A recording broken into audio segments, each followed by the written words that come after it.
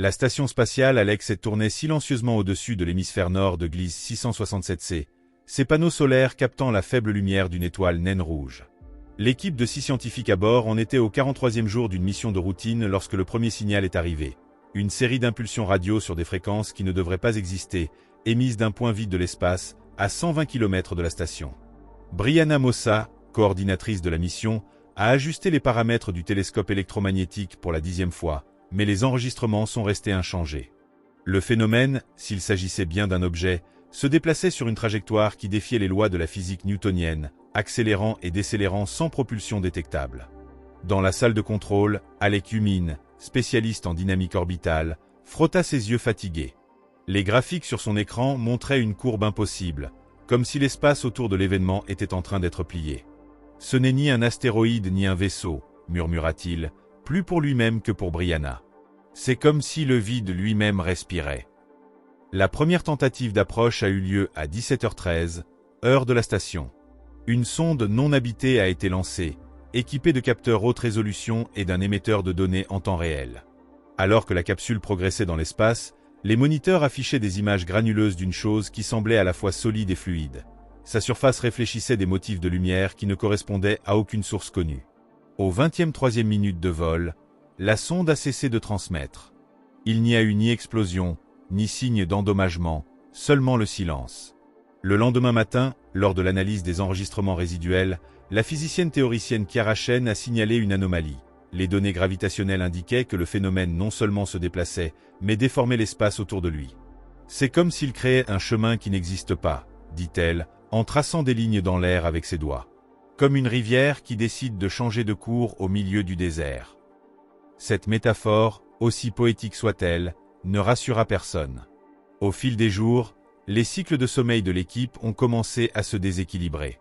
Alec a commencé à voir des ombres périphériques qui disparaissaient lorsqu'il se retournait. Brianna, qui avait toujours été méthodique, passait des heures à consulter des protocoles obsolètes, comme si elle tentait de trouver des réponses dans des listes de contrôle. C'est Chiara qui a suggéré l'hypothèse d'un artefact extraterrestre, conçu pour fonctionner dans des dimensions au-delà des 3 dimensions connues. Peut-être que nous ne voyons pas l'objet entier, a-t-elle spéculé.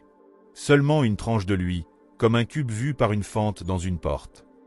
La tension a atteint son paroxysme lorsque l'ingénieur système René Varro a découvert que les systèmes de communication de la station transmettaient des informations vers des coordonnées inconnues. Personne n'a assumé la responsabilité de la fuite. Ce soir-là, au dîner, Alec a mentionné au hasard que le phénomène avait commencé à émettre un bourdonnement de basse fréquence, audible uniquement lorsque tous les équipements étaient éteints. C'est presque mélodieux, a-t-il dit, et pendant un instant, personne n'a osé respirer. Le 39e jour, une décision a été prise, envoyer une équipe dans un vaisseau de reconnaissance. Brianna, Alec et Chiara sont montés dans la petite capsule, tandis que René et les autres les surveillaient depuis la station. L'approche a été lente, chaque kilomètre parcouru sous une tension palpable. Lorsqu'ils étaient à 100 mètres du phénomène, les lumières du vaisseau ont cessé de fonctionner. Dans l'obscurité, Alec a réalisé que le bourdonnement s'était transformé en une série de clics rythmiques, comme un code. Avant que quiconque ne puisse réagir, le vaisseau a été attiré vers l'avant par une force invisible, traversant une membrane de lumière qui n'existait pas dans les capteurs. À l'intérieur de la station, René a assisté à la folie des moniteurs. Les données de télémétrie montraient le vaisseau en 2 endroits à la fois, à l'intérieur et à l'extérieur du hangar, en orbite et au sol d'une planète qui ne figurait sur aucune carte. Lorsque la communication a été rétablie, la voix de Brianna a sonné déformée, comme si elle provenait de très loin. « Ce n'est pas un artefact, a-t-elle dit. C'est un portail. Et il n'est pas vide. » Le vaisseau de reconnaissance s'est matérialisé dans un espace qui défiait la logique. Les murs de la capsule étaient intacts, mais l'extérieur s'était transformé en un labyrinthe de lumière pulsante, comme si le vide lui-même avait été tissé dans des motifs fractales. Brianna s'est agrippée au panneau de contrôle, ses doigts tremblants tandis qu'elle tentait de traiter les données. Les capteurs indiquaient qu'ils étaient simultanément en mouvement et immobiles, le vaisseau en orbite autour de Gliese 667c et flottant dans un vide sans étoiles. Alec, la voix étranglée, a pointé une figure lointaine, une silhouette humanoïde, mais disproportionnée, marchant vers eux sans toucher le sol. « Ce n'est pas une transmission. C'est une présence », a murmuré Chiara, les yeux rivés sur la forme qui s'approchait. L'entité, si c'en était une, n'avait pas de visage défini, seulement une surface oscillant entre le solide et le translucide, sortie pour boire gelé en mouvement. Elle a tendu un membre allongé, et une vague de chaleur suivie d'un froid glacial a submergé le vaisseau. Les systèmes de survie ont défailli, et pendant un instant, Brianna a vu des images fragmentées. Une ville en ruine sous 3 soleils, un champ d'étoiles mortes, un visage qui ressemblait à celui d'Alec, mais plus jeune, souriant. À la station, René regardait les moniteurs avec une mixture de panique et de fascination.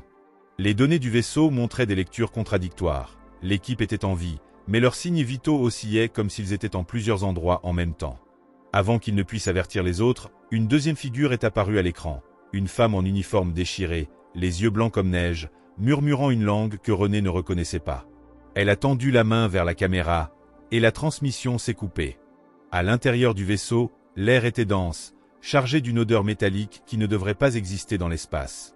Kiara a essayé d'enregistrer les phénomènes dans son datalogué, mais les mots se sont mélangés à l'écran, se transformant en symboles qu'elle ne pouvait pas déchiffrer. Alec, par réflexe, a touché la paroi du vaisseau et a senti une vibration qui ne correspondait pas au moteur. C'était un rythme constant et hypnotique, comme un cœur battant dans une autre dimension. C'était une erreur d'être venu ici, a dit Brianna, brisant enfin le silence. Nous ne sommes pas préparés à ça. Sa voix a semblé distante, comme si une partie d'elle était déjà ailleurs. Avant que quiconque ne réponde, la figure devant eux s'est dissoute, laissant derrière elle un objet brillant, un polyèdre aux arêtes irrégulières, flottant à quelques centimètres du sol. Alec a tendu la main pour le toucher, mais Kiara l'a arrêté. « Nous ne savons pas ce que c'est », a-t-elle dit, mais ses mots ont été interrompus par un éclair. Lorsque la lumière s'est estompée, le vaisseau était de retour dans le hangar de la station, intact. Les horloges internes ne marquaient que 3 minutes depuis l'entrée dans le portail, mais les enregistrements de bord montraient 14 heures d'activité. René s'est précipité pour les accueillir, mais s'est arrêté net en voyant leur visage. Brianna, Alec et Kiara étaient pâles, les yeux creusés, comme s'ils avaient vieilli de nombreuses années en quelques minutes. « Qu'est-ce qui s'est passé là-dedans » a demandé René, hésitant. Brianna a ouvert la bouche pour répondre, mais seulement un son guttural est sorti. Dans sa main, caché dans l'ombre, se trouvait le polyèdre, maintenant opaque et froid, comme un morceau d'obsidienne. Ce soir-là, tandis que l'équipe essayait de dormir, l'objet a commencé à émettre une douce lueur, projetant des formes géométriques sur les murs de la station. Alec, incapable de résister à la curiosité, s'est approché et a réalisé que les formes formaient une séquence. Des cercles à l'intérieur de triangles, des spirales qui se répétaient à des échelles infinies. C'était une langue, a-t-il conclu, ou peut-être une carte. Et quelque part dans cette complexité se trouvait un message destiné à lui. Le polyèdre n'était pas inactif. Alec l'a compris lorsqu'il a remarqué que les projections changeaient en fonction de sa respiration, comme si l'objet réagissait à des schémas biologiques. Kiara, retrouvant un peu de calme, s'est traînée jusqu'au laboratoire de la station et a connecté l'artefact à un spectromètre.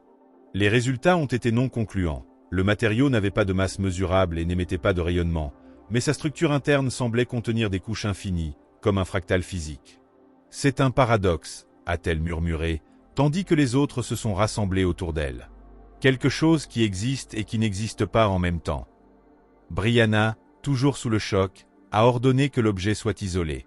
Mais plus tard dans la nuit, René a assisté à une scène impossible.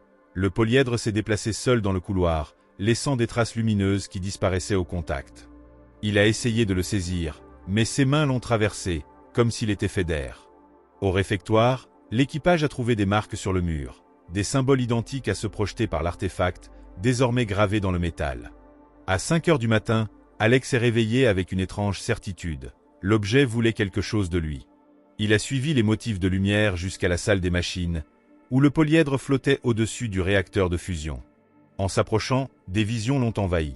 Il s'est vu sur une plage sous 3 lunes, tenant le polyèdre, tandis qu'une voix murmurait « Nous attendons depuis des éons ».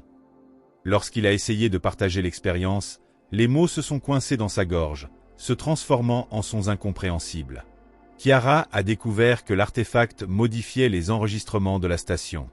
Des données historiques sur la mission avaient été réécrites, y compris des références à des événements qui n'avaient jamais eu lieu. Dans l'un des journaux, elle a lu une alliance cosmique et des coordonnées pour des systèmes stellaires inconnus.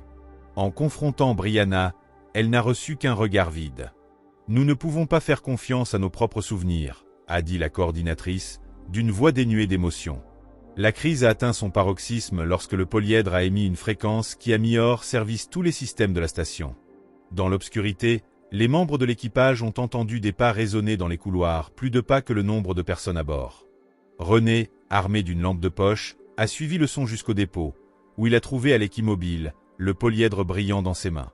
Ses yeux étaient ouverts, mais sans pupilles, seulement des spirales de lumière. « Il est là », a dit Alec, d'une voix qui n'était pas entièrement la sienne.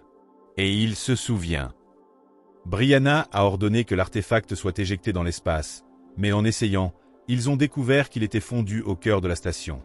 Kiara a suggéré que l'objet n'était pas une menace, mais un test. Il nous évalue, a-t-elle argumenté, tandis que des motifs géométriques surgissaient sur sa peau, comme des tatouages temporaires.